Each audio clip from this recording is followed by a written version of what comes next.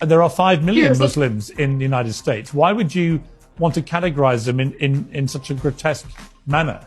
Oh, and those 5 million Muslims should definitely go back to their 56 Muslim nations. And let's get something very clear right now in your little show, Piers. I don't fear the groomers. I don't fear the pedophiles. I don't fear the corrupt politicians. And I definitely do not fear the dirty Muslims. Let me bring in... Can I jump in here real quick? Yeah, you can, yeah. No. I mean, we should be clear about the fact. I mean, sure, Valentina is just a bigot, plain and simple, engages in the worst kinds of bigotry imaginable. But it's worth noting that she's fundamentally un-American, because the American Constitution says that you cannot discriminate against people based on religion. That is pretty clear.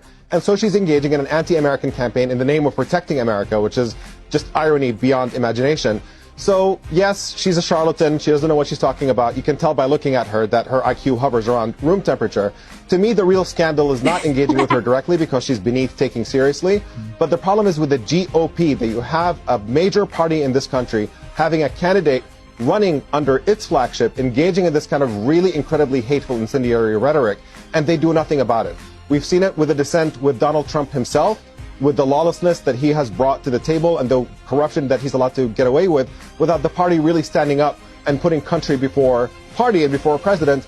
And you can see that slippery slope now leading to this level, where you have just a complete hateful clown like this person representing that party without the party objecting to it. Yeah, you know what? Leading us towards a very, very dark place in this country. I actually completely... All right. I completely agree with you. There are perfectly legitimate... No, Piers. And well, I actually do agree with it. I think your brazen bigotry is obvious. Let's make something very clear, Piers. Yeah. I only discriminate against terrorists. These terrorists have no place in America. They have no place in the world. And the best type of terrorist is a dead terrorist. Let me speak. I couldn't believe that you were as vile and bigoted as it seemed. But it turns out you were.